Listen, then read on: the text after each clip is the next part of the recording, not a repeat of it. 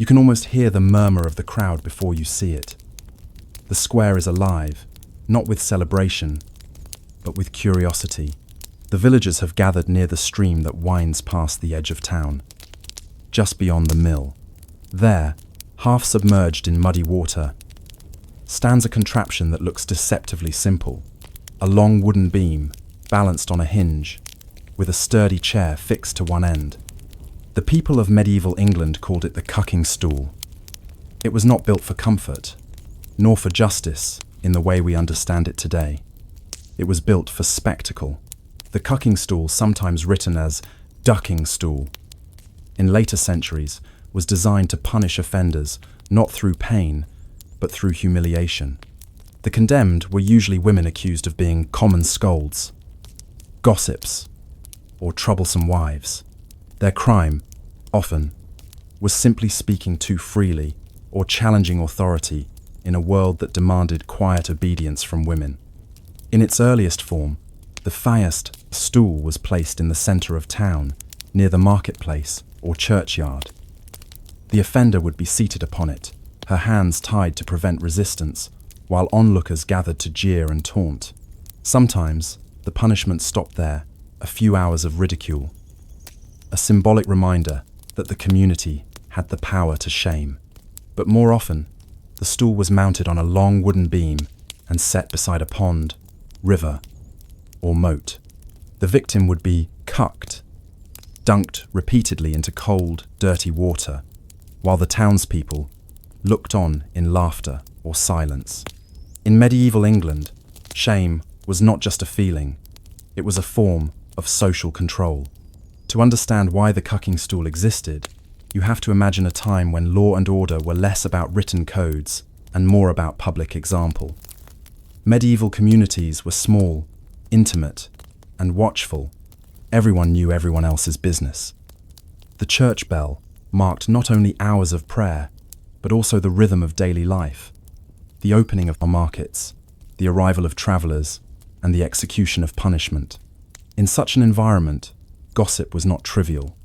Words could tear at the fragile fabric of a village's reputation. Thus, when a woman was accused of being a scold, she wasn't merely being chastised for talking too much. She was being accused of disturbing the peace, of unsettling the social hierarchy where men governed and women obeyed. The Assize of Clarendon in 1166 under Henry II had laid the foundations for formal justice in England. But village law remained communal, enforced by local juries and constables. In this system, punishment was rarely about guilt. Beyond a reasonable doubt, it was about restoring order. A scolding wife could not be imprisoned like a thief, for that would cost the lord or town money.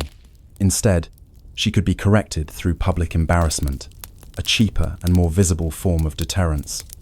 The first recorded mention of the cucking stool appears in the 13th century in English borough records. Cucking derives from the Old English word kuchen, meaning to defecate, a crude suggestion of how utterly degrading the punishment was meant to be. At first, the stool was used for a wide range of moral offenders, dishonest bakers, drunkards, or those who spread rumours. But by the 14th and 15th centuries, its use narrowed primarily to the scold, a term so specific that it entered legal language. A scold was a woman whose speech disturbed the peace of her neighbours. The law didn't specify what words were spoken, only that her speech was unwelcome. The ritual itself followed a familiar rhythm. On the morning of punishment, the constable would arrive at the offender's home, sometimes with a writ of the manorial court, sometimes merely with word of mouth. The stool was often kept in storage near the town square or by the mill pond. 2 or 3 men would wheel or carry it to the chosen site, followed by curious villagers. Once, seated, the woman would be bound at the wrists and ankles. The crowd gathered. Children climbed fences or stood on barrels for a better view. Her husband, if she had one, was often present, standing stiffly, embarrassed, or proud depending on the circumstance. The punishment began slowly. The beam would tip forward, lowering the stool and the woman into the cold, murky water.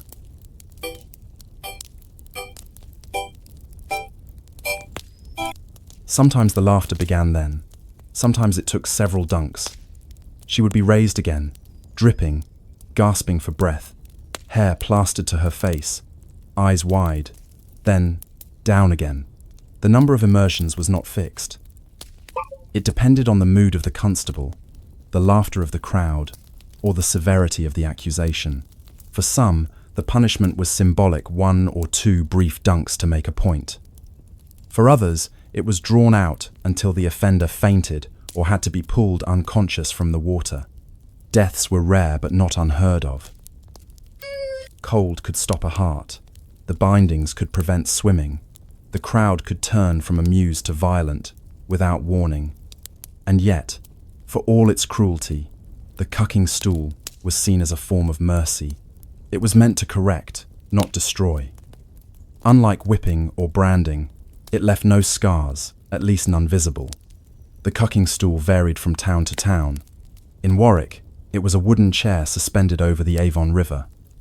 In Chester, it was a simple plank seat attached to a cart that could be rolled to the water's edge.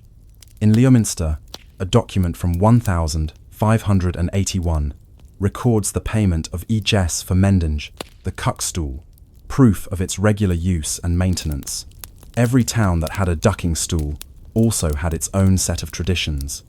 Some recorded the names of offenders in civic rolls, preserving their shame for posterity. Others treated the punishment almost like a festival, with food, drink, and gossip. In smaller villages, the event could be quieter. A warning whispered through the community that one's tongue could be one's undoing. Even as England moved into the Renaissance, the cucking stool remained a symbol of communal authority. It appeared in moral literature, ballads, and even legal satire. By the early 1600s, the punishment was still being used, though increasingly ridiculed by scholars as barbarous. Still, it lingered, stubbornly preserved in rural towns well into the 18th century. To modernize, the cucking stool feels absurd, an overreaction to words, a relic of superstition and patriarchy. But to those who lived under it, it represented the boundary between belonging and exile.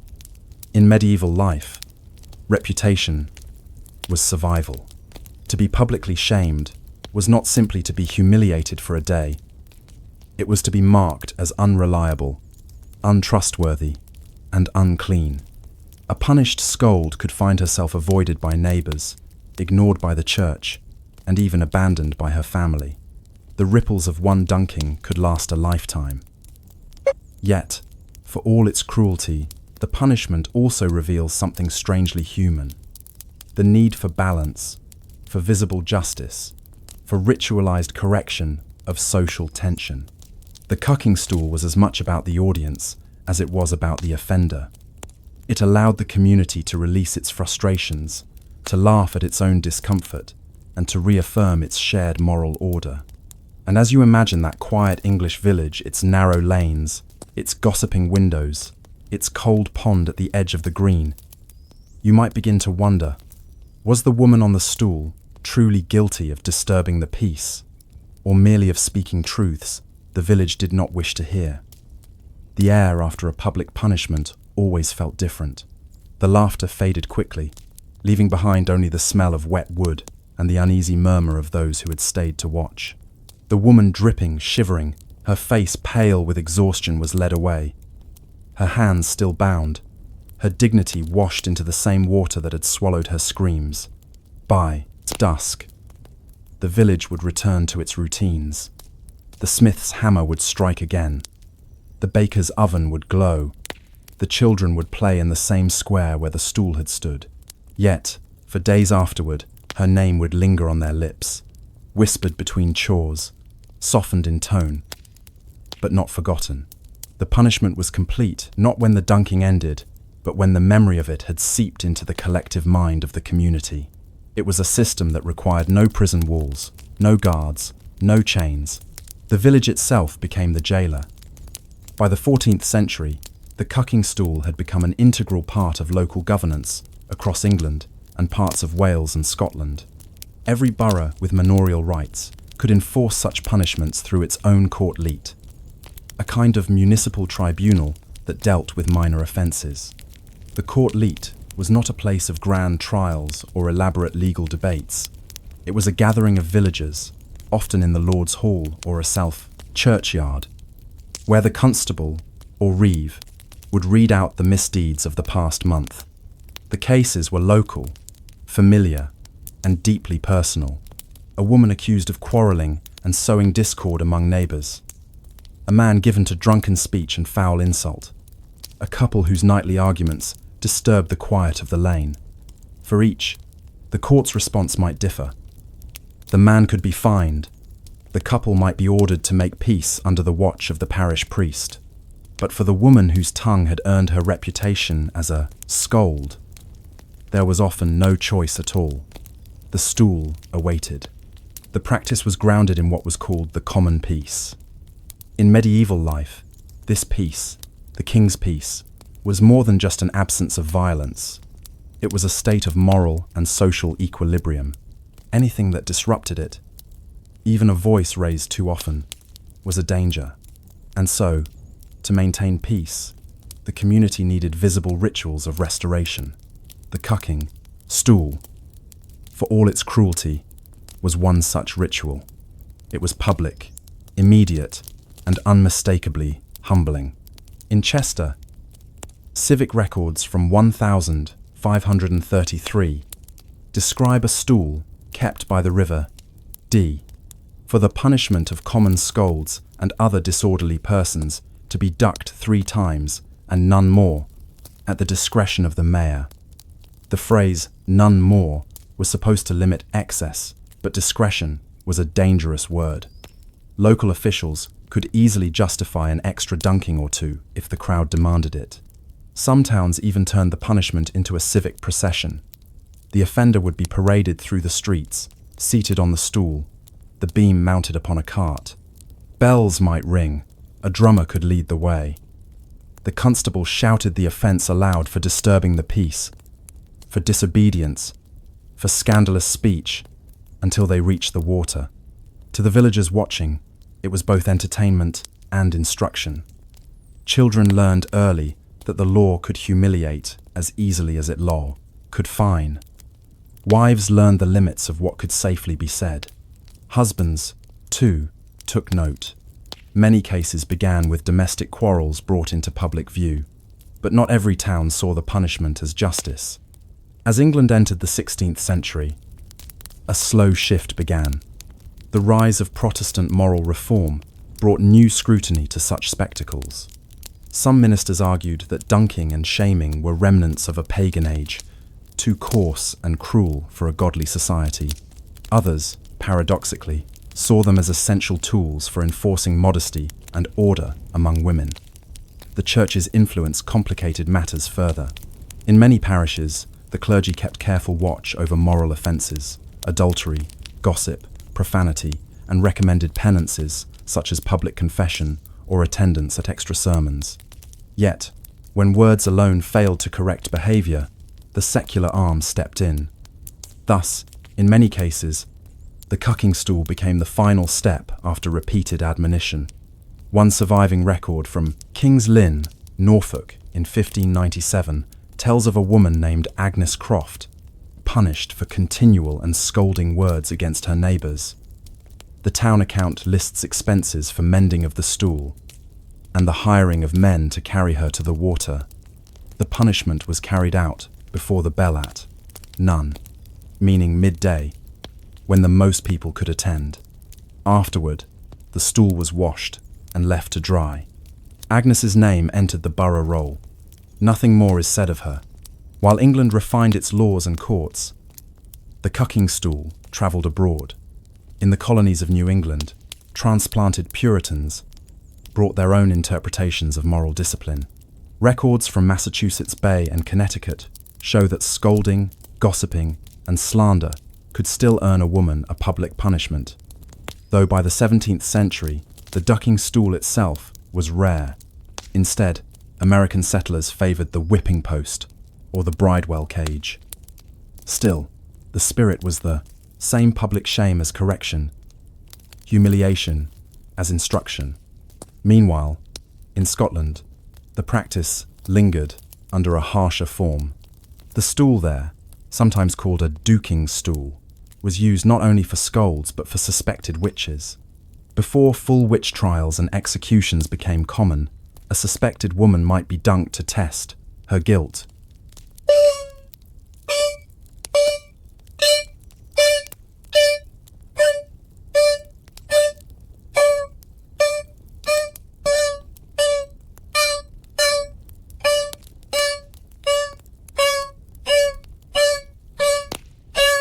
The line between punishment and superstition blurred easily in the muddy water. As towns grew and trade expanded, the very spaces that once hosted these punishments began to change. Market squares filled with stalls, bridges were built over old ducking ponds, and the authority of local constables gave way to more centralized law enforcement. The cucking stool slowly fell out of favor, but not out of memory. In Leominster, a stool dated to the 17th century still survives a heavy oak chair with iron fittings, its armrests worn smooth by time. It is said to have been used as late as 1809, though that may be a local legend. In Canterbury, a record from 1738 describes the last ducking in the city when a woman named Sarah Barber was punished for evil speaking. The report notes that the crowd was disorderly and unkind, suggesting that by then, even the spectacle itself had lost its moral justification. The stool became a curiosity, a museum piece, a warning from the past about the dangers of mob justice. But let us step back for a moment and look more closely at the women themselves, the ones who sat upon those dripping chairs. They were not witches or thieves or heretics. Most were ordinary wives, mothers, or widows whose misfortune was to speak too freely or too often. Many lived in cramped homes with thin walls and shared wells. Arguments were inevitable. So were accusations. To be called a scold was not always about anger. It was about control. A woman who questioned the fairness of a market price could be labelled a scold. A wife who argued with her husband before neighbours could be called one. A widow who managed her own affairs too boldly might attract the same name. Once accused, defence was difficult. The term itself, scold, was slippery, based on perception rather than fact. No witness could disprove a tone of voice. The punishment was, in many ways, a reflection of fear. Fear of disorder, fear of the female voice, fear of words that could unravel the delicate structure of obedience upon which medieval society was built. And yet, beneath the weight of that fear, the women endured. Some even defied. There are accounts of offenders shouting defiantly from the stool, cursing the onlookers, laughing as they were dunked, or emerging from the water with mock bows. Such defiance did not erase the punishment, but it did something subtler. It preserved a fragment of dignity in a system designed to erase it. In Coventry, an old saying survived well into the 18th century: "She hath been at the stool and learned her manners." It was meant to be mocking, but the phrase reveals how deeply the ritual had been woven into daily thought. The cucking stool was not simply a machine, it was an idea, one that linked morality with humiliation, speech with silence, womanhood with obedience. But by the dawn of the Enlightenment, a quieter transformation had begun. Philosophers and jurists started to question the role of public shaming in justice. Men like Cesare Beccaria argued that punishment should be proportionate, rational, and free of cruelty. English legal reformers took note. By the early 1700s, the cucking stool had become an embarrassment to modernizing towns. Councils quietly removed them from records, and in some cases, destroyed the devices altogether. Still, traces of the practice lingered in language and law. The term common scold remained on the English statute books until 1967, a ghostly remnant of medieval thought in a world of automobiles and television. Even now, the image of the stool remains strangely vivid. A wooden chair by a pond, the rippling water beneath it, the echo of laughter fading into silence. It is both cruel and absurd, yet profoundly revealing. For in its rough simplicity lies a truth about human history, that justice has often been less about right and wrong, and more about belonging and control. As you imagine the ripples spreading across that pond, widening, fading, disappearing, you might ask yourself, if shame once held the power to keep order, what has replaced it now? Morning light falls gently on the pond. The water is still, its surface broken only by the occasional ripple of a breeze. No crowds gather now. No laughter carries across the fields. The stool stands by the bank, tilted slightly, one leg sinking into the mud. The iron hinges are rusted, the wood grey with age. The echoes of its purpose, its jeers, its splashes, its humiliations have long since faded. And, yet, even in silence, it speaks. It tells the story of a society that used shame as both mirror and weapon. A world where punishment was theatre, morality was performance, and justice was measured not in fairness, but in conformity. To understand the end of the cucking stool, we must follow its slow disappearance through the 17th and 18th centuries, as England moved from medieval custom toward modern law. By the early 1700s, England was changing rapidly.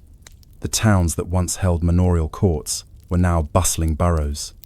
The market square, once the heart of punishment and gossip, had become a place of commerce and administration. The rhythms of medieval life, its rituals of public shame and community correction, no longer suited a society growing more urban, literate, and self-conscious. Public punishments, once central to the moral order, began to feel archaic. The Enlightenment brought not just philosophy, but discomfort with spectacle. Educated voices began to question whether humiliation could truly reform the soul, or whether it simply entertained cruelty. In 1729, the philosopher Bernard Mandeville, writing on social morality, noted that humans derived pleasure from another's disgrace, and that punishment often fed the baser instincts it was meant to suppress. The cucking stool, by then, was seen less as justice and more as entertainment, a reminder of how thin the line was between correction and cruelty. The age of reason was dawning, and reason had little patience for wooden chairs and muddy ponds. Still, the stool did not vanish overnight. In the countryside, where traditions die slowly, the device lingered, maintained by custom rather than necessity. In small parishes across Shropshire, Derbyshire, and Worcestershire, records show expenditures for the repairing of the ducking stool well into the 1,750 seconds. These were not frequent punishments, but symbolic acts, a way for rural authorities to assert that order still had visible teeth. One of the last recorded uses of the stool in England occurred in Leominster, Herefordshire, in 1809. The account, widely reported at the time, describes a woman named Jenny Pipes, accused of being a notorious scold. Crowds gathered by the Kenwater River to witness her punishment. She was tied to the chair, paraded through the streets, and dipped repeatedly into the water. Newspapers at the time reported it with both amusement and faint disapproval, describing the event as a rustic revival of an ancient custom. The reaction was telling. What had once been an accepted form of justice was now treated as an oddity, an embarrassing relic from a less enlightened age. It would be one of the last times such a punishment was ever performed in Britain. As the cucking stool faded, the idea behind it persisted in new forms. Public humiliation did not disappear, it simply changed costume. In the growing industrial cities, the workhouse replaced the village pond. Poverty itself became the visible mark of shame. The poor were punished through confinement, labour, and exposure to moral lectures. The logic remained the same: to make wrongdoing, or even misfortune, visible so that others might be deterred. In the 19th century, Debtors' prisons, pillories, and public floggings carried forward the spirit of communal correction. Each relied on the gaze of others, the eyes of the crowd as the final instrument of justice. And even when those punishments were abolished, the social impulse they embodied continued quietly. The mechanisms of shame adapted to the age of newspapers, gossip columns, and eventually, the mass media. Public disgrace simply found new platforms. If the cucking stool had been built beside a pond, modern shame was built on the printed page, and later, the screen. The audience never went away. It only changed its seat. But let's return to the stool itself, the physical object. Several survive today, preserved in museums or municipal halls. Their planks carefully restored, their rusted hinges oiled to prevent further decay. In Leominster, the old stool stands behind glass, the iron fittings heavy, the seat worn smooth. A small plaque reads, "Used for the punishment of common scolds and disorderly women. Last employed in 1809. Visitors pass by quietly, often smiling, sometimes frowning. Few linger long. There is something unsettling about it. Something that resists easy moral distance. Unlike a sword or suit of armor, the stool is not a relic of nobility or heroism. It is an artifact of ordinary cruelty, the kind that thrives in daylight and laughter. It asks uncomfortable questions. How much pain can a crowd justify in the name of order? How much silence can a society demand before it calls the noise peace? These are not medieval questions alone. For the women who endured the cucking stool, written history offers little comfort. Most of their names are lost, buried in court, rolls or parish ledgers under brief entries. For scolding, for disorder, to be ducked 3 times. Their voices are gone, but their stories echo faintly in the margins of records, where scribes sometimes left stray remarks. She would not be silent. She resisted. She cursed the onlookers. Those small notes, written in cramped ink, are fragments of resistance. They hint that even in the moment of greatest humiliation, not every victim bowed quietly. Some shouted back. Some laughed defiantly. Some refused to give the crowd the satisfaction of submission.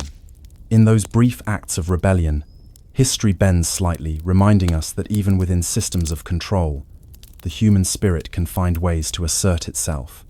By the Victorian era, the cucking stool had become more curiosity than crime. Writers of the time often mentioned it with a mix of horror and amusement, as though the past were a costume drama of absurd customs. Illustrations in moral handbooks depicted women being dunked while prim gentlemen watched from the bank, moralizing about the perils of gossip. But in treating the punishment as quaint, they also erased its sting. The stool was not funny. It was a form of violence, psychological, social, and sometimes physical. And yet, even in its violence, it reflected the structure of its world. The medieval village was small, fragile, and dependent on cohesion. Words, idle gossip, public insult, rumor could unravel alliances, ruin trade, and erode trust. The cucking stool, for all its cruelty, was a way to contain that fragility, to enforce silence where unity was at stake. Every splash was both a punishment and a warning. Do not disturb the peace that keeps us alive. Still, the stool's disappearance marked an evolution in how societies conceived of justice. The 18th century's penal reformers, such as John Howard and Jeremy Bentham, began to argue that punishment should aim at improvement, not humiliation. The panopticon, Bentham's theoretical prison, replaced the gaze of the mob with the unseen eye of authority, a subtler but no less powerful form of surveillance. Public shame gave way to private correction. The pond became the prison. The stool became a cell. And yet, beneath those changes, the logic remained familiar. Human behavior is shaped by the fear of being seen, by the anxiety of exposure. The cucking stool's true legacy was not its wood and metal, but the enduring belief that the watchful eye of society can compel virtue. Even now, centuries later, that belief endures in subtler forms, in online ridicule, social ostracism, or the viral spectacle of public error. The pond has gone digital, the laughter echoing still. If you were to stand today beside the old stool in Leominster or Chester, you might notice how small it is, almost childlike in its proportions.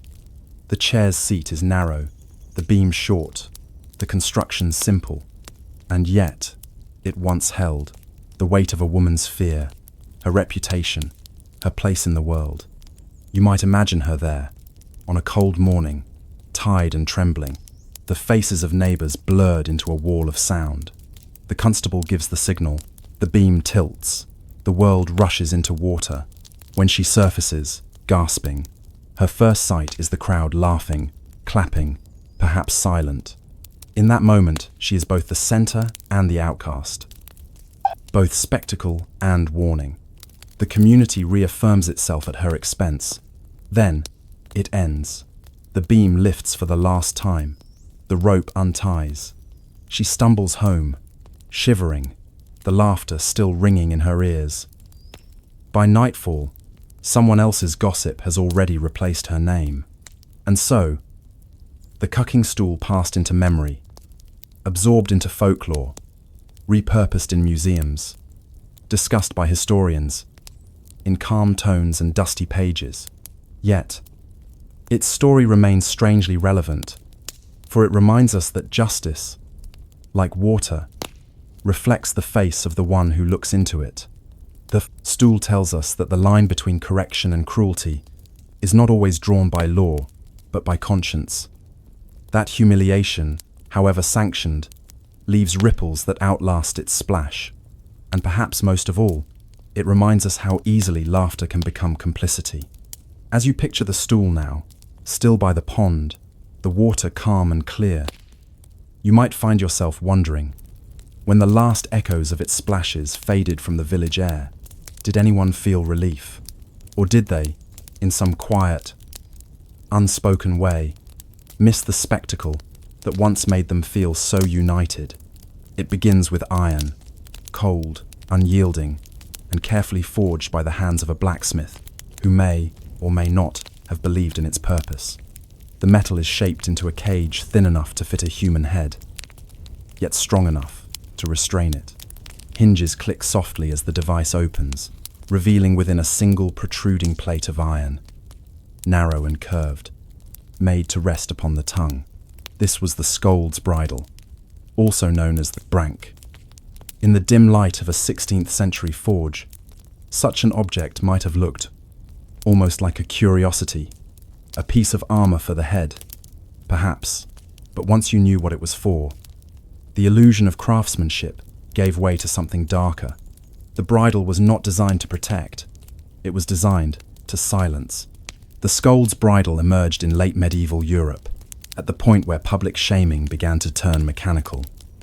The cucking stool, crude and public, relied on water and spectacle. The bridle, by contrast, relied on precision and restraint. It was a punishment that required no crowd, only the offender, her keeper, and the weight of her own humiliation. First documented in Scotland around the mid-1500s, and later appearing throughout England and parts of Germany, the bridle represented a new approach to an old anxiety, the unruly tongue.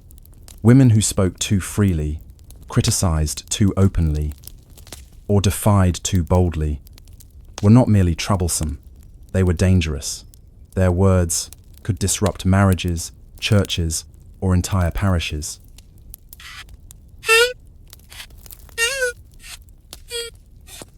The bridle was the answer to that danger. A device that made speech physically impossible. It consisted of a metal framework that enclosed the head, with a bit-like plate, sometimes spiked, that fit into the mouth. When locked in place, the plate pressed against the tongue or upper palate. Any attempt to speak caused pain, or at the very least, a humiliating lisp. Some versions had bells attached to the top or sides, ringing softly with every movement, so that the wearer's presence was always announced. To modernize, The bridle looks almost theatrical, grotesque, and archaic.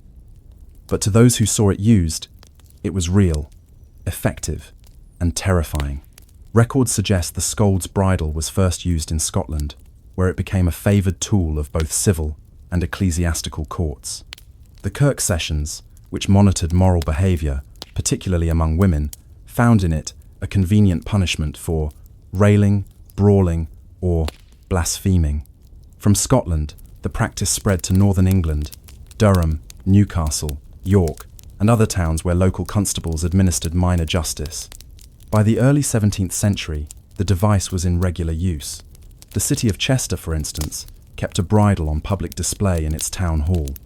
A record from 1600 mentions its use on a woman who had slandered her neighbours and refused repentance.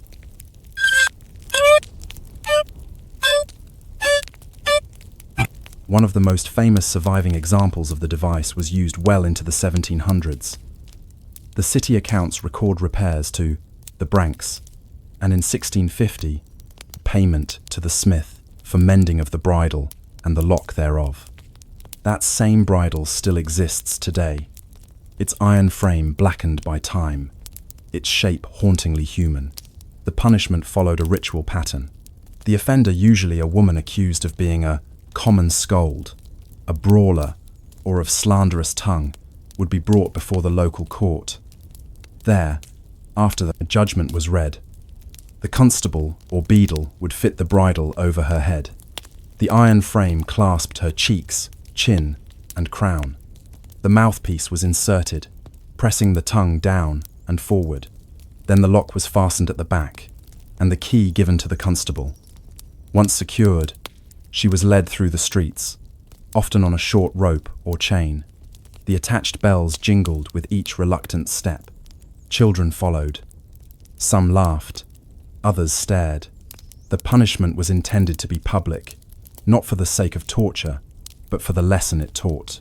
The message was simple: silence can be enforced. In some towns, the offender was tethered to the pillory or market cross for an hour or two. In others, she was made to walk the length of the high street. Occasionally, the bridle was used in conjunction with the cucking stool speech, punished first by words, then by water. The combination of humiliation and silence made it one of the most effective tools of social discipline in early fort, modern England. There was, however, a quieter cruelty in its design. Unlike the ducking stool, which ended in a splash and laughter, the bridle worked slowly, almost methodically. It denied the victim not only speech but expression. The face was immobilized, the lips could not fully move. The tongue, pressed by metal, grew numb and swollen. For the duration of the punishment, sometimes minutes, sometimes hours, the wearer was trapped within her own body, unable to protest, to plead, or even to cry out. The only sound was the faint ring of the bells, a cruel echo of her supposed sin. And when at last the bridle was removed, the silence it left behind often lingered far longer than the pain. The legal justification for the bridle came from the same medieval statute that had once defined the common scold. The offence, codified in English law as early as the 14th century, described a woman who by her clamorous speech disturbs the peace of her neighbours. Unlike theft or assault, it was not a crime of action, but of manner. The accused had not stolen property or shed blood. She had merely spoken too much, or too sharply, or in the wrong company. In a world where the voice of a woman was already considered secondary to that of a man, the scold represented a threat to social order. Her punishment, therefore, had to be symbolic. It was not enough to reprimand her. She had to be seen and heard to be silenced. Thus, the bridle became not only an instrument of correction, but a statement of authority, a literal embodiment of patriarchal control. Curiously, the device's design varied across regions. In Scotland, early bridles were crude iron cages, heavy and angular, with wide straps crossing over the face. The mouthpiece was often flat or spoon-shaped. Later versions in England became more refined, lighter. with intricate locks and decorative etching. Some were even engraved with moral inscriptions. One bridle preserved in Lichfield, dated around 1633, bears the Latin words, "Chastise the wicked, spare the innocent." Another from Walsall features small ornamental patterns along the brow band, as if to disguise cruelty beneath craftsmanship. In Edinburgh, a particularly infamous version had a four-pronged plate, each spike pressing into the tongue when the wearer tried to speak. The contrast between artistry and barbarity is striking. The blacksmiths who built these devices treated them as tools of order, not torture. Their craft, after all, served the court, the church, and the law. But behind every hammer strike lay the quiet truth that beauty can exist in the service of oppression. By the late 1600s, the scold's bridle had become both feared and familiar. It appeared in sermons, plays, and pamphlets as a symbol of discipline. The Puritan moralists of the 17th century defended its use as a necessary check on the disobedient female spirit. One English preacher wrote approvingly in 1623 that "Brank upon the tongue may save the soul from further sin." Another warned that "idle words are the devil's instrument, and must be bridled as one doth a horse." It is easy to forget, reading these words now, that for those who lived under them, such punishments carried divine weight. To resist them was not just rebellion, it was heresy. Still, resistance did occur. There are scattered stories, half legend, half record of women who broke their bridles, who spat blood and iron, who refused to walk. In Glasgow, one woman is said to have stood silent, staring at her accusers until they themselves fell uneasy. In York, another fainted deliberately, forcing the punishment to be cut short. These small acts, unrecorded by courts but remembered by rumour, reveal the other side of the story. The quiet persistence of those who refused to be reduced to silence. The decline of the scold's bridle came slowly, as England moved toward a more centralised and bureaucratic system of justice. The old parish courts, which had dealt with domestic disputes and moral offences, began to lose power. By the early 18th century, punishments like the bridle were increasingly seen as primitive vestiges of a rougher, more superstitious past. In their place rose the ideals of rational punishment, fines, written confessions, and later, the private confinement of prisons. But even as the bridle disappeared from use, its shadow remained in language. The phrase, "bridle your tongue," survived well into the modern age, stripped of its literal horror, but retaining its moral sting. The object itself, meanwhile, passed quietly into museums and town halls. Many were hung on walls as curiosities, labelled "Scold's Bridle" or "Brank," sometimes without explanation. Visitors in the 19th century would often laugh or gasp at the sight of them, remarking how barbarous the old days had been. Few paused to consider how close those days still were. Today, the surviving bridles are few but haunting. They rest in glass cases across Britain, in Newcastle, Leeds, Edinburgh, Lichfield, and Chester, their metal darkened by centuries. Some still carry faint traces of red rust, others a dull polish from countless curious hands. They are easy to overlook among the larger relics of history, armour, swords, coins.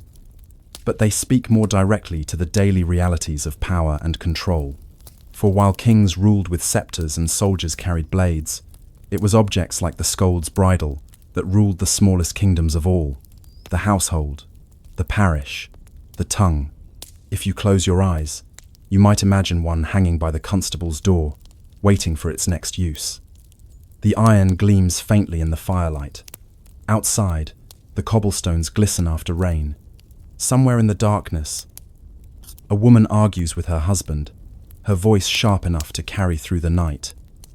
Tomorrow, the bell will ring, the constable will come, and the iron, once cold and still, will again be placed upon a living face. The silence that follows will not be peace, it will be fear. And yet, beneath that silence, a question lingers, unspoken but persistent. How long can power endure when it fears the sound of a single voice? The scold's bridle, by the middle of the 17th century, had become more than a punishment. It was an emblem of moral governance. The iron framework of its design mirrored the invisible framework of early modern life. Rules, customs, and hierarchies that held society together with the same cold precision. The England of that age was a place of structure. Each man and woman, whether rich or poor, noble or peasant, had a role to play, and to question one's place was to disturb the fragile peace of the parish. This was the essence of order, a word used endlessly in sermons, proclamations, and court rulings. And at the heart of that order was the idea of control. Control of thought, of body, and most of all, of the tongue.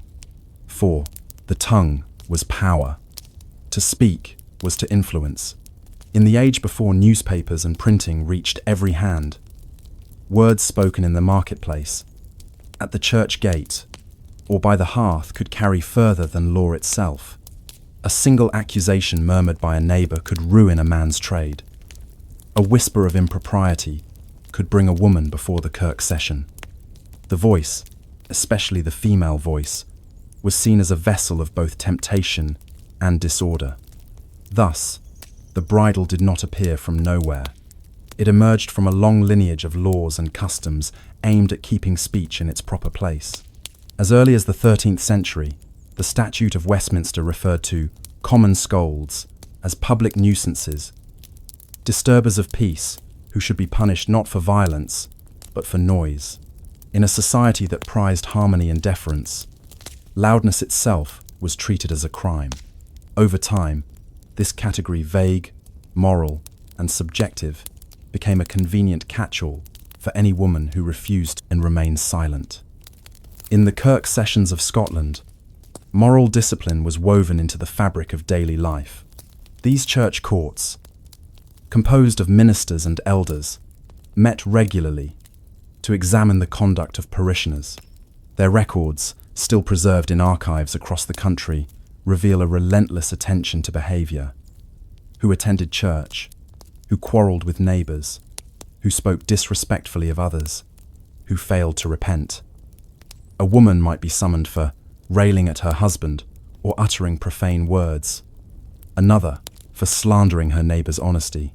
Sometimes, even laughter could be construed as defiance, particularly if it occurred in the presence of authority. The punishments ranged from public rebuke to the bridle itself. In Aberdeen, for example, one entry from 1,605 records. Margaret Tailser, being a notorious railer and scold, is ordained to be branket and carted through the tun for her evil tongue. To be branket meant precisely that the bridle placed upon her, the lock turned, and her silence paraded before her neighbours. In Perth, another woman was sentenced to wear the bridle for reviling the magistrates. The court noted with satisfaction that the punishment had quieted her tongue thereafter. Such entries appear again and again, short, formulaic, but heavy with implication. Behind each record lies a deeper human story. Imagine the morning of the punishment. The constable, perhaps half sympathetic, carries the bridle from its hook in the town hall. The metal is still cold. Outside, the marketplace is already alive with murmurs.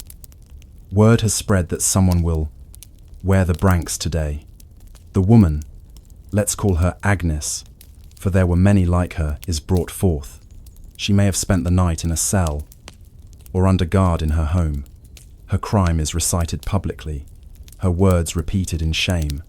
She is told to kneel, and the bridle is placed upon her head. The bit enters her mouth, pressing her tongue downward. The clasp shuts with a dull click, and the constable tightens the strap behind her skull. She tastes rust and the faint tang of blood. Then the procession begins. Children follow. Men laugh. Some women avert their eyes, while others watch in silence, perhaps thinking of their own sharp words spoken at home. The bells jingle softly as she walks, and each step feels like an hour. When at last she returns to her home, if she returns at all, her face is marked with bruises, her mouth swollen, her pride broken. But perhaps, in the quiet of that night, she still dreams of speaking freely again. Such scenes may seem far removed from the grandeur of history, the battles, the kings, the discoveries. Yet it is in these small acts of cruelty that the true texture of an age reveals itself. The early modern world was a moral machine, intricate and rigid, and like all machines, it needed to regulate itself. The Scold's Bridle was one of its gears, a small, precise tool designed to correct the irregularities of human behavior. But who decided which irregularities mattered? The answer lay in a blend of religion, law, and custom. In England, the church and the state worked hand in hand. The ecclesiastical courts oversaw sins of morality, adultery, blasphemy, slander, while civil magistrates handled breaches of peace. In practice, however, the two spheres often overlapped. A woman accused of gossip might be tried in a church court, but her sentence parading in the bridle was enforced by civic officers. The punishment, therefore, existed at the intersection of faith and authority. It was both divine correction and social warning. The irony, of course, is that the very act of silencing these women ensured they would be remembered. Their names, etched into dusty court records, survived where others vanished. Janet Thompson, a scold. Elizabeth Banks, for brawling. Margaret Tailsur, for railing. Nah, against her husband. Each name is a fragment of resistance, a whisper that refused to die completely. Historians today see in these cases not merely examples of repression, but windows into the fears of the age. The fear of disorder, the fear of public shame, and above all, the fear of women's speech. For the tongue was not only an organ of sound, it was an instrument of power. Words could accuse, inspire, or defy, and in a world ruled by men, that power was seen as dangerous when wielded by women. The Scold's Bridle, then, was more than punishment. It was ideology made metal. It is telling that the term scold itself was rarely applied to men. There were quarrelsome men, violent men, profane men, but not scolds. The label was gendered by design, part of a linguistic system that defined women's anger as inherently improper. When men shouted, they were forceful. When women shouted, they were scolds. And while a man's temper might be punished with a fine, a woman's was punished with silence. Even as the Enlightenment dawned in Europe, these old habits lingered. The law did not disappear overnight. It simply changed shape. The parish stocks and bridles gave way to reputational control. The threat of gossip, exclusion, and loss of marriage prospects. Silence remained the expected virtue. In 1655, in the city of Newcastle, a woman named Dorothy Waugh, a Quaker preacher, was arrested for speaking publicly about her faith. She was not charged as a scold, but the spirit of the old law lived on in her trial. The magistrates accused her of disturbing the peace and uttering blasphemous words. When she refused to recant, they placed the bridle upon her and paraded her through the streets. In her later writings, Waugh described the experience with remarkable calm. They set a bridle upon my head, with a bit in my mouth, so that I could scarcely speak or breathe, and they led me up and down the town as though I had been a beast. Her account is one of the few first-person testimonies we have of the punishment. It captures the essence of the bridle's purpose, not to torture, but to dehumanize. To make a person a beast is to make her no longer a threat. By the late 17th century, the Scold's Bridle began to appear less frequently in records. The rising tide of rationalism, coupled with the centralization of legal authority, made such local punishments increasingly outmoded. The Age of Enlightenment did not arrive all at once. It crept slowly, like dawn through a shuttered window. But as it did, the old medieval instruments of public humiliation began to fall away. Yet, curiously, they were not destroyed. Many were preserved by sheriffs, town clerks, and antiquarians as relics of the past. Some hung in churches, others in town halls, their presence both a warning and a curiosity. Visitors to Newcastle in the 18th century could see the bridle displayed near the courthouse. Children were told tales of the scold's iron as a moral lesson. The line between justice and folklore blurred. The bridle had done its work. Even when no longer used, it lived on in memory and myth. It is easy to look back and condemn the cruelty of the past. Yet, history rarely offers simple villains. The constables who carried out the punishments believed they were preserving order. The blacksmiths who forged the bridles thought they were serving justice. The preachers who endorsed them saw themselves as defending virtue. Each acted within the logic of their age, a logic that equated silence with obedience and obedience with morality. The tragedy, perhaps, lies not in the iron itself, but in the ideas that made it necessary. Ideas, unlike metal, do not rust. They adapt, they survive. And though no bridle hangs in our town halls today, one might ask whether subtler forms of silence still exist, social, economic, or psychological, serving the same quiet purpose. When the last known scold's bridle was used in England, sometime in the early 1800s, it marked not an end, but a transformation. The punishment shifted from the physical to the invisible. Instead of locking the mouth, society learned to lock the opportunity to speak. The lecture halls, the pulpits, the courts, all remained largely closed to women for another century. The bridle, in a sense, became symbolic, a ghost of iron echoing through the language of civility and propriety. Even now, the phrase survives. Hold your tongue. A relic of a time when silence was not a choice, but a sentence. My laugh. And so, when we look upon those iron frames in museums today, it is worth asking not only who they silenced, but why. For every Agnes, every Margaret, every Dorothy War who wore the bridle, there were hundreds more who learned to censor themselves before the key ever turned. The sound of those bells has long since faded, but the echo remains a faint chime, reminding us that silence, once enforced, can become habit. The scold's bridle was an instrument of metal.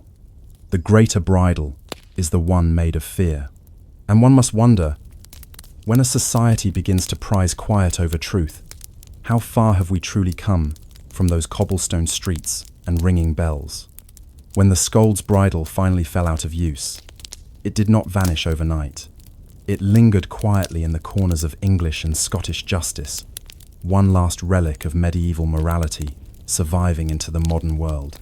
For decades after its final official mention, towns still kept the devices hanging on courthouse walls, their presence both decorative and cautionary.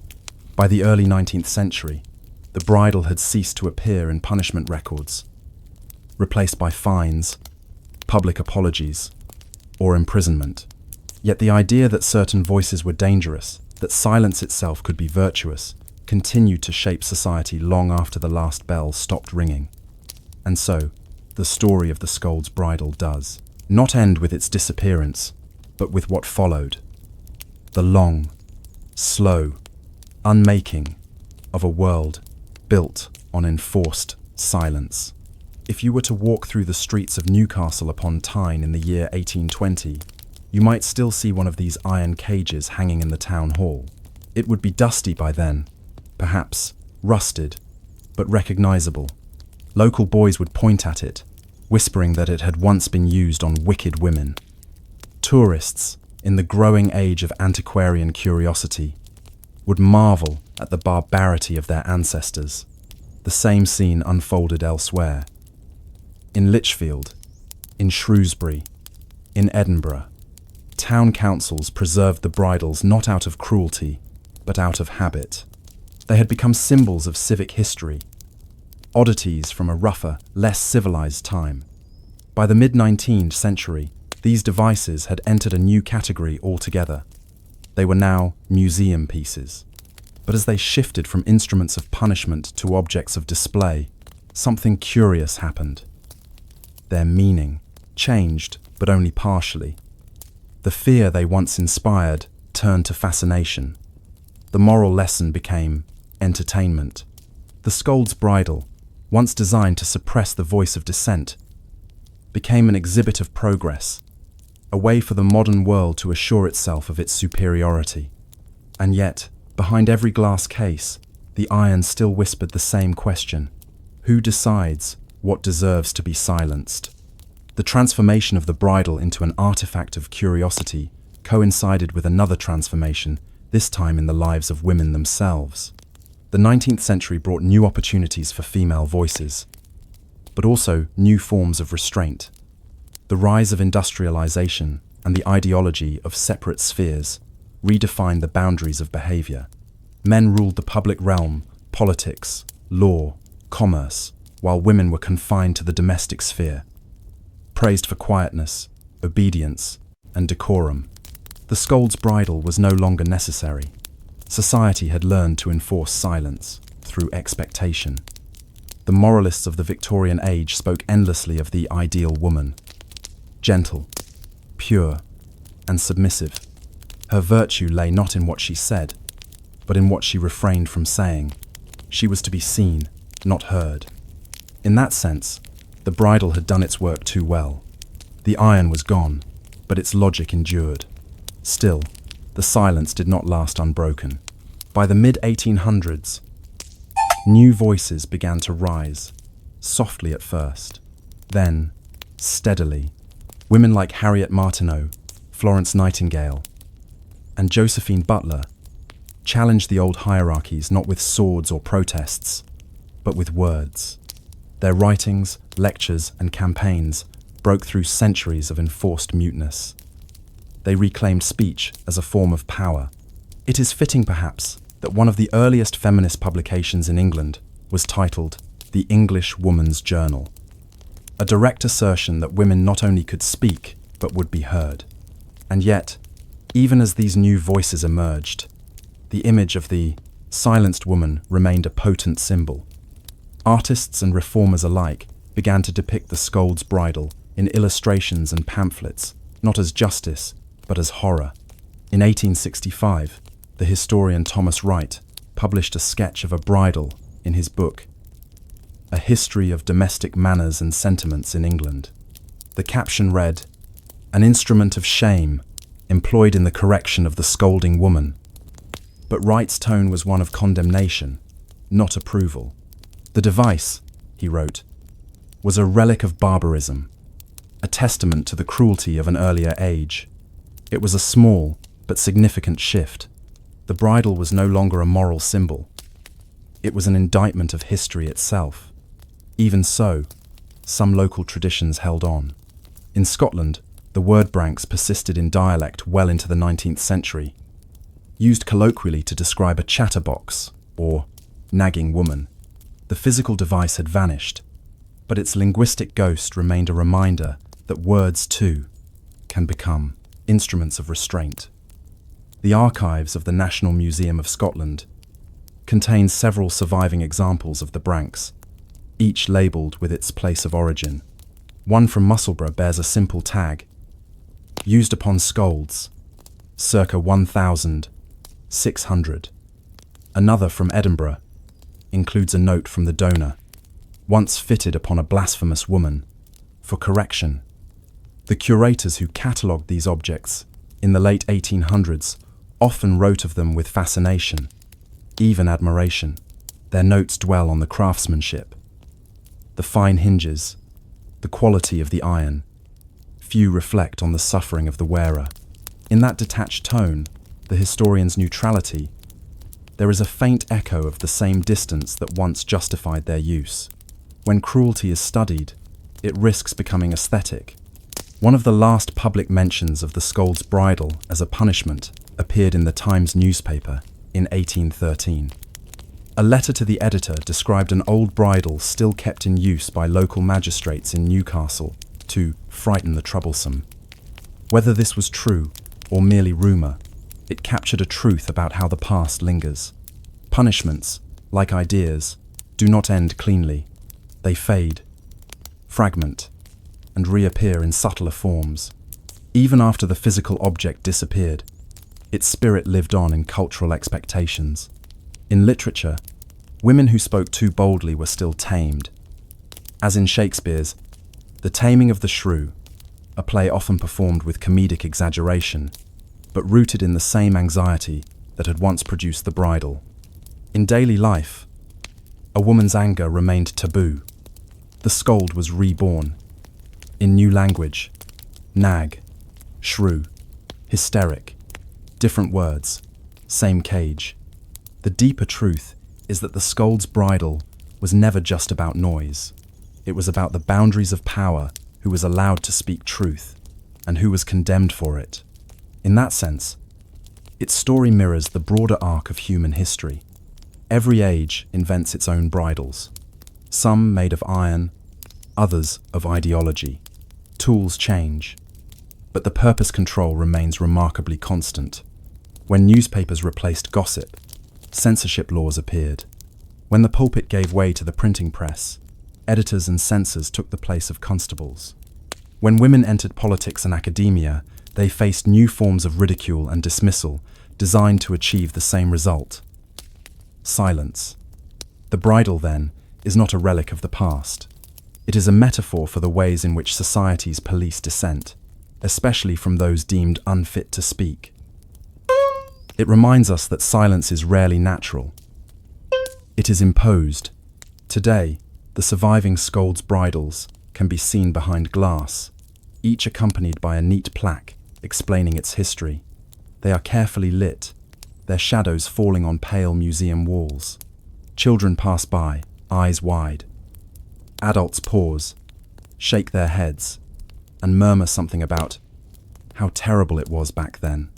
But if you stand a little longer, if you let the quiet of the museum settle, you might begin to notice something unsettling. The bridle, empty now, still seems to hold presence. Its hollow frame feels inhabited, as if the echoes of all those silenced voices still linger in the metal. And in a way, they do. For history, when properly listened to, is not silent. It hums faintly beneath the surface, like the vibration of a struck bell. The stories we forget, the voices we ignore, they continue to sound, waiting for someone to listen. In recent years, scholars and artists have revisited the story of the scold's bridle with new purpose. Exhibitions like Speaking Out, Women, Protest,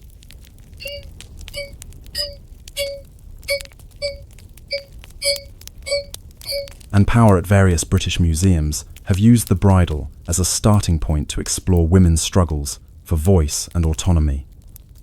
The device has appeared in art installations, poems, and modern theatre, reinterpreted as both warning and symbol. One installation, created by a contemporary sculptor, suspended dozens of transparent bridles from the ceiling, each made of glass, delicate and silent. Visitors walked among them, surrounded by the faint reflections of their own faces. The effect was haunting, the instruments of silence rendered fragile, almost beautiful. It was as though the artist had taken the final step in the bridle's long transformation from weapon to witness, from punishment to memory. Yet, even as art reclaims the symbol, the lesson it carries remains relevant. For every era finds new ways to demand quiet from those it deems unruly, sometimes through censorship, sometimes through mockery, sometimes through sheer exhaustion. And though the iron has rusted, the instinct persists to dismiss the sharp voice as angry, the questioning one as difficult, the persistent one as too loud. Perhaps the most important thing the scold's bridle teaches us is not what was done, but what can still be done again if we forget. So imagine, for a moment, the last scold's bridle, It hangs in the corner of a small town courthouse, unused for years. The constable, long retired, has left it behind. Dust gathers in the crevices. The bells are dull and silent. A young clerk, sweeping the floor one afternoon, pauses to look at it. He wonders, briefly, what kind of person could have worn such a thing, and what kind of people could have made it. Then he moves on. Years later, the building is torn down, the bridle sent to a museum. It is cleaned, labelled, and displayed. Visitors pass by, glancing briefly before moving on to the next exhibit. But the iron remains, patient and heavy, waiting for someone to listen long enough to hear what it remembers. The sound of laughter in the streets, the jingle of bells, the breath of a woman trying, despite the pain, to speak. And perhaps, if you listen closely enough, you might hear not silence, but defiance, the faint murmur of every voice that once refused to stay quiet. The scold's bridle was meant to stop speech, but in the end, it preserved it. Through record, through a memory, through the slow work of history, those voices have returned. They tell us, softly but clearly, that power built on silence is never secure, and that even the smallest sound, a whisper, a question, a word of dissent, can echo longer than iron. You are standing in a crowded market square, somewhere in England, perhaps around the year 1720. The morning air carries the smell of bread, horses, and damp cobblestones.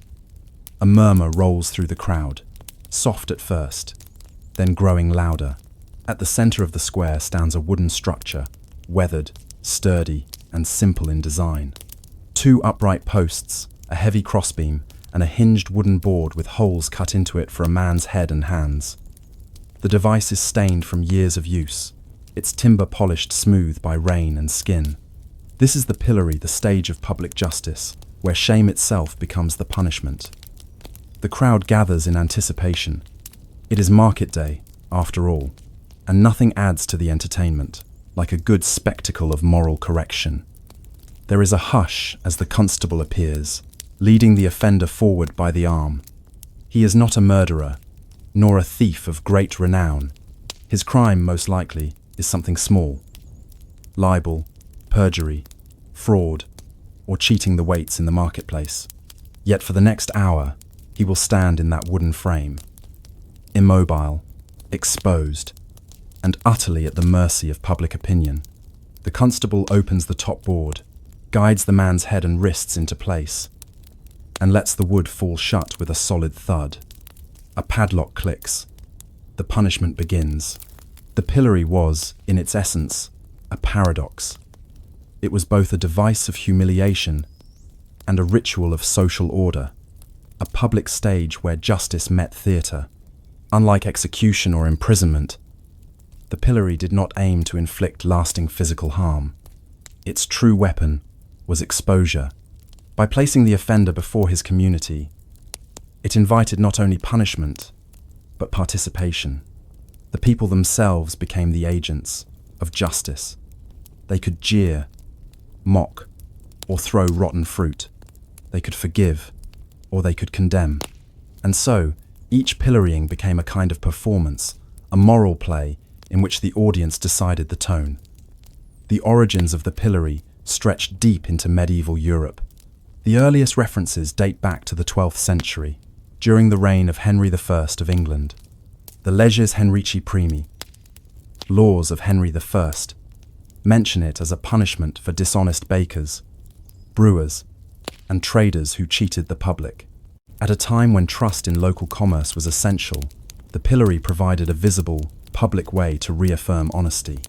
By the 13th century, under Edward I, the punishment had become widespread across England.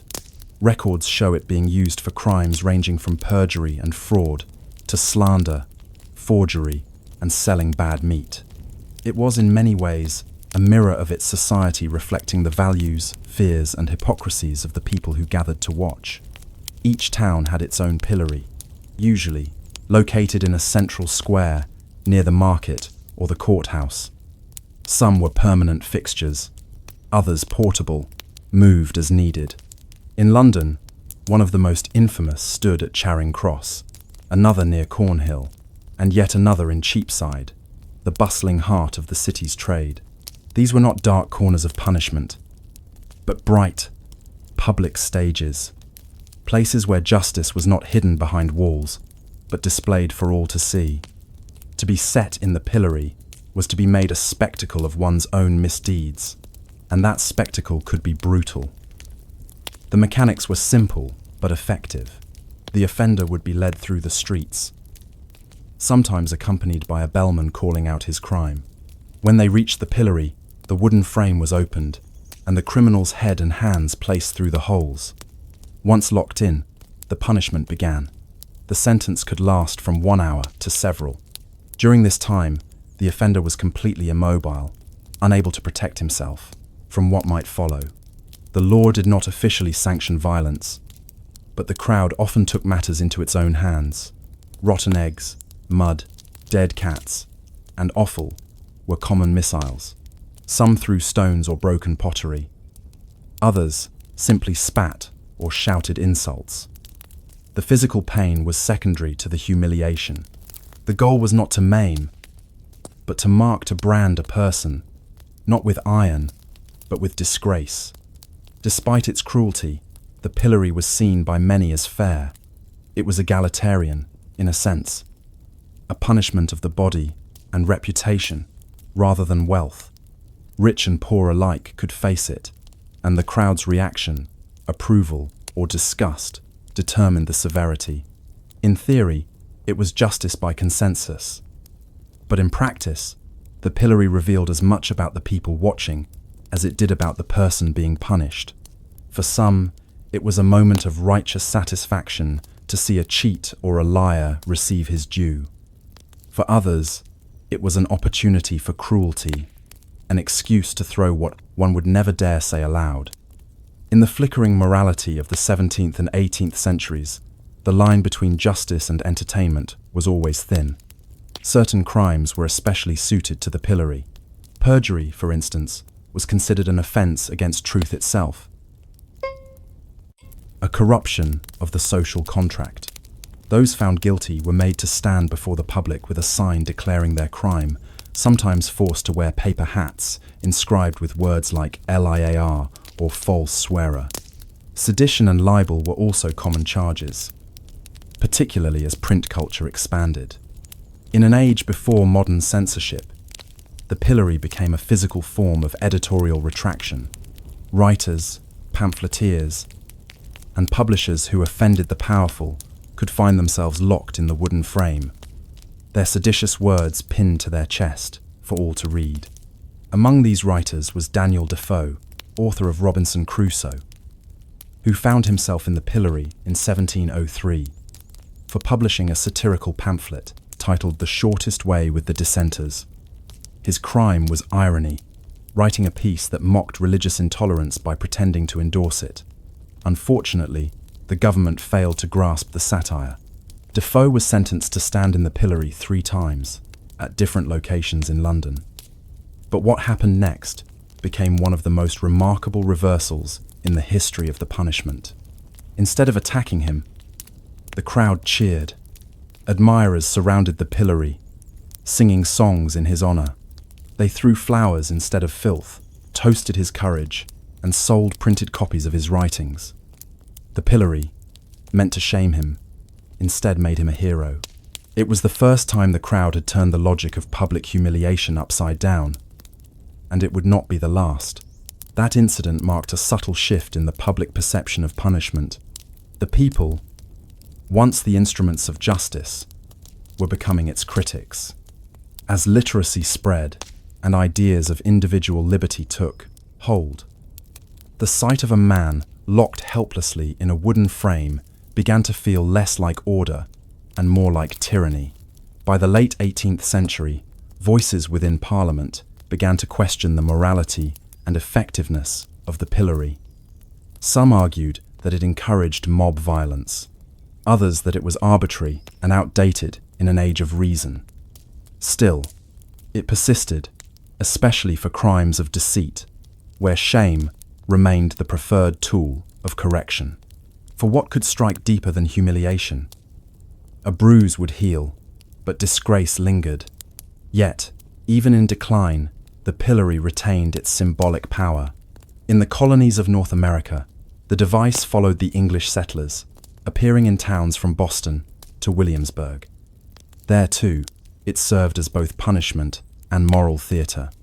In Puritan New England, offenders were sometimes forced to wear signs detailing their sins: drunkard, adulterer, blasphemer, while confined in the pillory.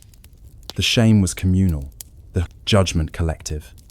The goal was repentance through exposure, and while the harshness of these scenes shocks the modern eye, for those who lived then, they represented the visible balance of justice, a world where sin could not hide, and punishment was not secret. But public punishments, by their very nature, contain the seeds of their own undoing. When justice becomes a spectacle, it becomes unpredictable. A crowd may cheer or jeer, forgive or attack. The very people meant to enforce shame can, in an instant, subvert it. A sympathetic criminal might turn the pillory into a pulpit, addressing the crowd from his confinement. A well-known figure might emerge more popular than before. And slowly, the certainty of the punishment eroded. By the dawn of the 19th century, England was changing. The rise of urban police, the growth of prisons, and a new focus on reform over retribution made the old public rituals seem crude and dangerous. In 1837, the pillory was officially abolished. In Britain, its wood dismantled, its locks discarded, its memory absorbed into history. But imagine, for a moment, the final days of the pillory's use. Perhaps it stands alone in a city square, its wood grey with age, its bolts rusted. A constable passes by without looking. The crowd no longer gathers. They have other amusements now: newspapers, theatres, public debates. The stage of justice has moved indoors. The performance of punishment has gone private. And yet, as you gaze upon that old wooden frame, you sense that its story is not over. The desire to expose, to shame, to judge in public view, has that ever truly gone away? The pillory is gone, but the spectacle remains. The platforms are new, the tools digital, but the impulse to watch, to mock, to condemn, still lingers in human nature. We may no longer throw rotten fruit, but we throw words, and sometimes the wounds they leave are deeper still. The wooden frame of the pillory may be silent now, but its lesson endures. For in every age, justice walks a narrow line between fairness and cruelty, between reason and performance. The question is never simply how we punish, but why we need to watch it happen. And perhaps that question, more than the wood or the lock, is what truly defines the history of shame. Imagine, for a moment, that the pillory stands once more in the heart of a bustling city square. The noise of wagons rattling over cobblestones, the chatter of merchants, and the cawing of crows drift through the air. The punishment is about to begin not in an alley or a hidden court, but here, before everyone. You might wonder how a society, so steeped in religion, law, and the early ideals of civility, could find such satisfaction in a wooden frame designed for humiliation. But to understand the pillory, one must first understand the world that built it. A world where shame was not merely an emotion, but a weapon of moral control.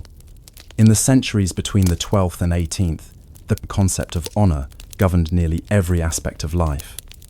To lose one's reputation was to lose one's identity. A good name was as valuable as property, perhaps even more so. And so, when a person was confined to the pillory, they did not simply face a punishment, they faced social annihilation. The wooden device was not an instrument of pain, but of revelation. It stripped away the mask of respectability, exposing the sinner to the collective gaze. That was the true sentence: to be seen. The pillory, in its many forms, existed throughout Europe, but each culture shaped it to its own purposes. In France, it was called the carcan, a similar wooden collar mounted on a post, often accompanied by a sign naming the offender's crime. The French version could be found outside city halls or marketplaces, and its use extended well into the reign of Louis XVI.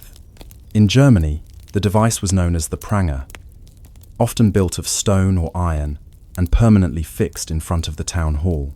It was used not only for criminals but also for moral offences, adultery, gossip, or even failing to attend church. In Scotland, the jugs served a similar purpose. An iron collar attached to a church wall, where offenders were chained during services. Imagine standing outside a church door while others passed by to pray, hearing the hymns, feeling the wind, unable to join them. That, too, was a kind of pillory. Though the materials and names differed, the intention remained the same: to make the punishment visible. Let us return to England for a closer look at how this visibility functioned. By the 17th century, the pillory had become both feared and oddly institutionalized. Official documents recorded its use in the same dry language reserved for taxes or property disputes. Punishments were scheduled, notices posted. There was, in a way, a bureaucratic rhythm to public shame. One could read in the London Gazette something like, "John Thompson, having been convicted of perjury, is to stand in the pillory at Charing Cross for 1 hour, between the hours of 12 and 1, this coming Thursday." There was no mystery about it. Everyone knew when and where to watch. The punishment itself was divided into 3 phases: procession, exposure, and release. The procession was a public prelude, a walk through the streets, escorted by officers, sometimes with a placard describing the offence. The crowd followed, jeering or chanting, already passing judgment before the sentence even began. Then came exposure. The offender was locked into the pillory, and for a time, sometimes as long as 2 hours, stood helpless, the crowd free to respond. Finally, there was release, though not always a safe one. In some cases, prisoners were beaten or stoned as they were removed. Others left quietly, heads bowed, their reputations permanently shattered. It was a ritual of destruction, carefully structured and terribly effective. One of the most detailed accounts of such a scene comes from London in 1729, when a bookseller named Edmund Curll was sentenced to stand in the pillory for publishing obscene literature. Curll, a notorious publisher, had made enemies in both government and literary circles. When the sentence was carried out, the crowd gathered not out of moral outrage, but out of curiosity. Pamphlets were sold, describing his wicked trade. Street vendors called out his name, and spectators jostled for a better view. Yet Curll, ever the showman, turned the event to his advantage. He distributed handbills advertising his upcoming publications. When jeered, he shouted witty replies. In the end, he emerged battered but unbroken. His reputation as London's most scandalous publisher only strengthened. Like Defoe before him, he had transformed shame into spectacle, and that transformation, turning humiliation into performance, was the beginning of the end for the pillory. But before its decline, there were many who suffered deeply under its power. For some, the experience was fatal. Crowds could be unpredictable. If the offence was severe or the mood turned violent, the pelting could escalate from fruit and mud to stones and bricks. Records describe prisoners losing eyes, teeth, or even their lives. In 1749, a man named William Russell was killed while in the pillory at Moorfields after being struck repeatedly by stones. The constables tried to intervene, but the crowd's fury could not be contained. This was justice unbound anger mistaken for morality. Authorities sometimes attempted to control the mob, posting guards or limiting the number of spectators, but these efforts were rarely successful. The very purpose of the pillory was to involve the public. Once that door was opened, control was nearly impossible. The spectacle demanded participation, and yet, in quieter towns and villages, the pillory could take on a different tone, less violent, more communal. A dishonest miller might stand in the frame as his neighbours pass by, scolding him, laughing perhaps, but rarely throwing anything heavier than words. It was, in those moments, a ritual of reconciliation. The punishment allowed the offender to be symbolically purged of wrongdoing, to be reintegrated into society after the spectacle had ended. In some ways, it was a form of public confession, a performance of repentance. Medieval and early modern societies believed that seeing sin exposed helped strengthen the moral fabric of the community. If you could see what dishonesty looked like, perhaps you would avoid it yourself. So while the pillory humiliated one person, it was meant to purify everyone else. As centuries passed, however, the balance between morality and cruelty began to shift. By the 18th century, Enlightenment thinkers questioned whether shame could truly reform character. Philosophers like Cesare Beccaria and Jeremy Bentham argued that punishment should be rational, not emotional, that justice should correct, not simply humiliate. Bentham, in particular, proposed a new form of punishment, the panopticon, a prison designed to induce self-regulation through constant surveillance rather than public exposure. It was, in essence, the pillory turned inward. Where once society watched the criminal, now the criminal would imagine himself always watched. The physical crowd disappeared, replaced by the invisible gaze of authority. The stage had changed, but the performance continued. Still, the pillory lingered longer than one might expect. In England, it remained a legal punishment for certain crimes until 1837, in France until the early 19th century, and in the American colonies, it lasted well into the 1800s. The persistence of such a spectacle speaks to something deep in the human psyche, a fascination with the visible display of guilt. Even when reformers decried it as barbaric, local communities defended it as tradition. After all, it was simple, cheap, public, no need for a costly prison or long trials.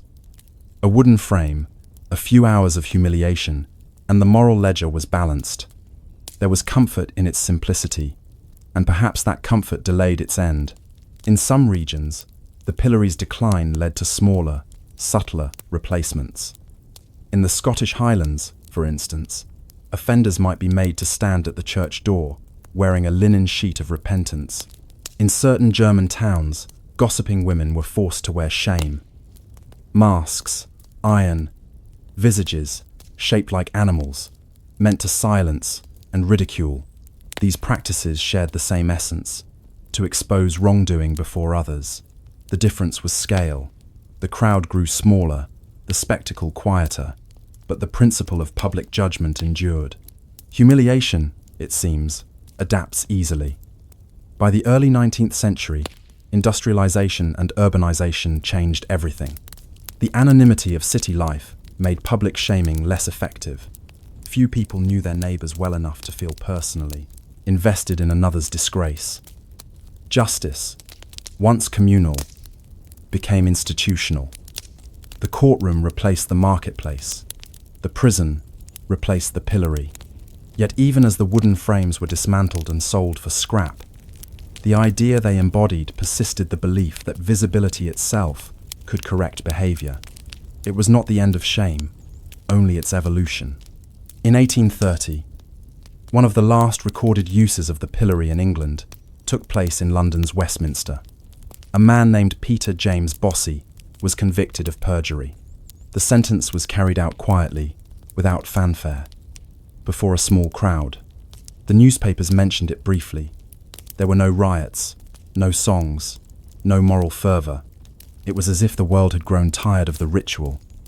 7 years later, Parliament officially abolished the punishment. When the last pillory was removed, It was not burned or destroyed. It was forgotten. The square returned to its business. And the wooden frame, that had once drawn hundreds of spectators, was carted away like old furniture. But the silence it left behind was not simple. For centuries, that structure had given people a visible sense of justice. Without it, punishment became hidden, confined behind prison walls, away from public scrutiny. And some wondered, when justice goes unseen, does it lose its moral power? Perhaps that is the irony of the pillory. It was meant to display justice, but it also revealed society's own appetite for judgment. To watch another person suffer publicly was to affirm one's own righteousness. It created a strange intimacy between sinner and spectator, a shared understanding of what happens when one breaks the rules. Now, without that spectacle, people had to trust that justice still existed behind closed doors. And trust, as history shows, is a fragile thing. The wooden pillory may seem primitive, almost absurd to modern eyes, but its legacy lingers in our fascination with exposure, our obsession with guilt, our need to see punishment play out before us. The tools have changed, but the impulse remains. Every age finds its own pillory. It may not stand in a market square anymore. It may not have hinges or locks. But somewhere, perhaps in the court of public opinion, or on the screens we carry in our hands, the crowd still gathers, still watching, still judging, still deciding who deserves to be shamed. The pillory is gone, yet the story of public punishment is far from over. For every time a society has sought to hide justice, another has tried to bring it back into the light.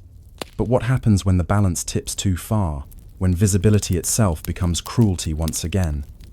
That question, perhaps, belongs to the next part of our story. The square is empty now. The wooden posts are gone. The cobblestones swept clean. The marketplace hums with the familiar rhythm of trade horses snorting, merchants haggling, coins clinking in weathered palms. Yet if you close your eyes, you can still hear something faint, a murmur that doesn't quite fade. It is the echo of the crowd, the sound of mockery, of laughter, of moral outrage disguised as entertainment. The pillory may have vanished from the public square, but its shadow lingers in ways that are harder to see. For the real story of the pillory does not end with its abolition. It continues quietly, persistently in the way societies remember justice, and in how they still use shame as a form of control. To understand the true end of the pillory, you have to follow it into its afterlife. When Parliament formally abolished the pillory in 1837, it did not do so out of sudden compassion. The decision came after decades of debate, criticism, and gradual cultural change. In truth, the punishment had already become rare by the 1,820 The last generation of Londoners to see it in person viewed it not as moral correction, but as a kind of grotesque relic, something from a rougher age, best forgotten. The Industrial Revolution had transformed public space. Crowds now gathered for work, not for spectacle. The growth of the middle class, the rise of literacy, and the spread of newspapers meant that scandal could travel far without a physical stage. A man's reputation could be destroyed not in the pillory, but in print. The new weapon of shame was the column-inch ink and rumour, replacing the wooden frame and jeering crowd. This was the first transformation of the old ritual into its modern form. In many ways, the press became the new pillory. Newspapers of the 19th century were quick to adopt the tone of moral arbiters. They reported on crimes not only to inform, but to condemn. Names were printed, reputations shredded, families humiliated, and readers loved it. The same impulse that had drawn them to the town square now drew them to the printed page. There was a quiet thrill in knowing the details of another's downfall, especially when that person was powerful, or rich, or proud. It was as if the crowd had simply moved indoors, trading rotten fruit for words. The human appetite for witnessing disgrace had not disappeared. it had evolved. In the same period, the public prison emerged as the new symbol of justice. The panopticon, proposed by Jeremy Bentham, became a powerful metaphor for modern discipline. In his design, prisoners were arranged in circular cells surrounding a central watchtower. They could not see the observer, but the observer could always see them. The result was self-regulation through the fear of being watched. If the pillory was punishment through public gaze, the panopticon was punishment through imagined gaze. Where once shame came from others, now it came from within. This shift from visible punishment to internalized control marked the birth of what the French philosopher Michel Foucault would later call disciplinary society. The spectacle had ended, but surveillance had begun. Still, the memory of the pillory persisted in small ways. In the mid-19th century, some towns kept the old structures as curiosities, relics of the old justice. Tourists might come to see them, to touch the rough wood, to imagine the faces of those who once stood trapped within. In Shrewsbury, a pillory stood until 1870. In Lichfield, until 1880. Even in Boston, in the United States, a few remained well into the 19th century. Long after their legal use had ended, children would play around them, climbing onto the wooden frame, unaware that this was once a stage of fear and humiliation. In a sense, the pillory's transformation into an artifact mirrored society's relationship with punishment itself. The past was not denied. It was simply domesticated, made safe. But the idea of exposure as a tool of justice was too powerful to vanish entirely. In the 20th century, the concept of public shaming made a slow, quiet return. Judges in small American towns, especially in the 1,980 seconds and 1,990 seconds, occasionally revived the spirit of the pillory in unconventional sentences. A drunk driver might be ordered to stand on a street corner with a sign reading, "I drove drunk. I stole from my neighbors." A repeat offender might be made to publish an apology in the local newspaper. These were not official pillories, of course, but the logic was the same. Let them be seen. Justice, it seemed, still had faith in the power of public humiliation. Psychologists have long debated whether such punishments truly reform behavior. Some argue that shame can motivate change, that facing one's community might awaken moral conscience more effectively than prison walls ever could. Others contend that humiliation breeds resentment, not redemption, that it alienates rather than reintegrates. Modern research suggests that shame can be both powerful and destructive. It may deter some, but it can also entrench guilt so deeply that recovery becomes impossible. And yet, time, again, societies return to it. Why? Because shame is visible, and visibility, for human beings, has always been the most convincing proof that something has been done. A prison sentence is invisible. An apology, a spectacle. One feels like justice, the other simply exists. Perhaps this is why the pillory still haunts us, not as an object, but as an idea. To trace that haunting further, one must step into the modern age. Today, the pillory has no wood, no posts, no locks. But its digital successor is everywhere. The internet, for all its wonders, has revived the oldest instincts of the human crowd. Online platforms have become the new marketplaces, and the comment sections, the new squares of judgment.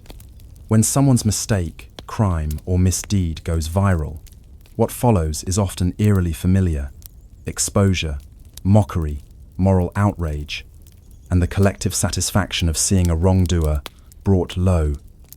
The difference is only scale. The crowd is no longer hundreds, it is millions. The missiles are not rotten fruit, but words. The humiliation, once limited to an hour, can now last forever. The wooden pillory, for all its brutality, eventually released its victims. The digital one does not.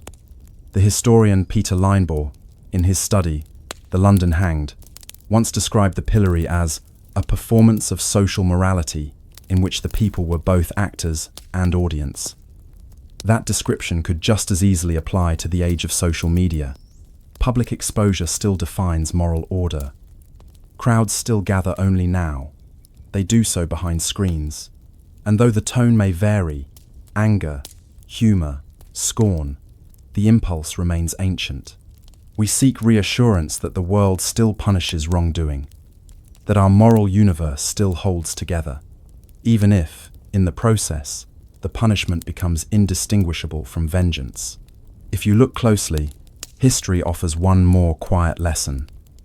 For all its cruelty, the pillory also contained a strange potential for forgiveness. Not every person confined in it was despised. Some, like Daniel Defoe or Edmund Curl, turned public disgrace into triumph. Others, whose crimes were small or misunderstood, received sympathy rather than hatred.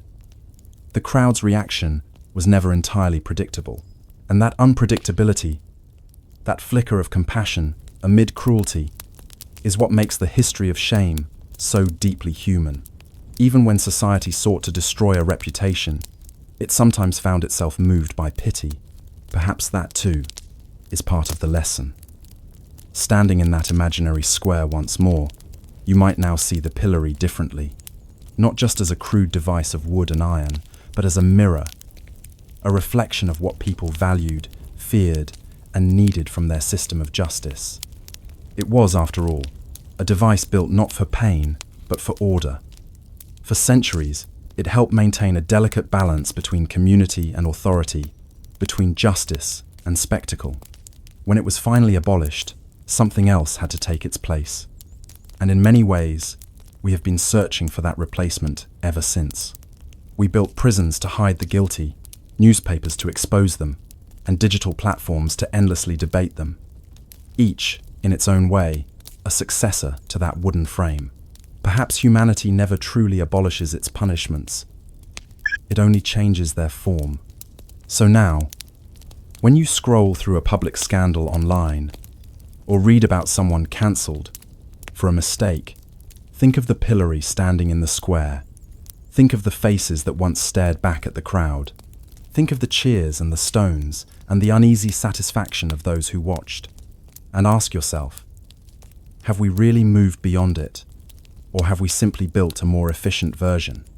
The story of the pillory ends not with its destruction, but with its diffusion.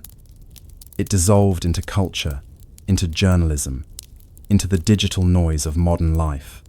Its wooden boards rotted away. But the idea that wrongdoing must be seen to be punished remains. The pillory taught societies that justice could be public. It also taught them that the crowd, when given power, can be merciless. That duality, the desire for fairness and the thirst for spectacle, still shapes the way we punish, forgive, and remember. And perhaps that is why the echo never truly fades. Somewhere, in the hum of public opinion, in the whisper of scandal, in the rhythm of outrage and forgetting, the old wooden frame still stands, invisible now, but waiting for the next person to be placed upon it, not by constables and judges, but by the unseen hands of millions. In the end, the pillory's legacy is not about punishment at all. It is about the gaze, the act of looking. We still look, we still watch, we still measure morality through visibility. The only question that remains is whether we will ever learn to look without cruelty, to see without shaming. Because every time we fail, that quiet sound returns the echo of the crowd, faint but persistent, whispering through the centuries. A sound so sharp, so sudden, that it slices through the air before the mind even registers what it is. A whistle, a crack, a pause, and then a second sound follows. Duller, slower. For centuries, this rhythm echoed across the public squares, courtyards, and barracks of Europe. It was the rhythm of justice, or at least, what justice was thought to be. Before prisons became the dominant form of punishment, before judges measured sentences in years rather than lashes, the whipping post stood as one of the most familiar instruments of state authority. It was simple: a post, a whip, and a crowd. But beneath that simplicity lay an entire philosophy of power, a belief that pain itself could be policy, that the body could be a message, and that the sting of the lash could write obedience into the skin. To understand the world of the whipping post, imagine yourself in a European town sometime in the 17th century. It could be Copenhagen, or Leipzig, or York, or Bruges. The scene barely changes from place to place. At the edge of the marketplace stands a thick wooden pillar, often weathered and cracked, set into a stone base. Its surface bears the scars of years of use, iron rings hammered into the top, grooves where rope has bitten deep, faint reddish stains that have long since dried to brown. This is not a gallows. There is no death here, at least not usually. The whipping post is designed for control, not execution. A thief might be tied to it. So too might a deserter, a servant accused of insolence, a vagrant, a woman accused of gossiping, or a drunk who refused to pay his fine. The offences could vary wildly, but the principle remained constant. Pain restores order, and for hundreds of years, that principle went unquestioned. Whipping, or flogging, was one of the oldest punishments in European law. It had roots in Roman tradition, where the flagrum, a whip of leather thongs, often tipped with metal or bone, was used both in military discipline and in public punishment. In medieval Europe, the practice continued under both secular and ecclesiastical authorities. Monasteries whipped monks for disobedience. Town magistrates whipped beggars for idleness. Schools whipped children for disobedience. The logic was always the same. Pain corrects the soul. Physical suffering was not merely tolerated, it was moralized.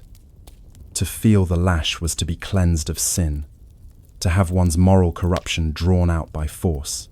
In an age when religion and law were intertwined, the whip was both an instrument of God and an arm of the state.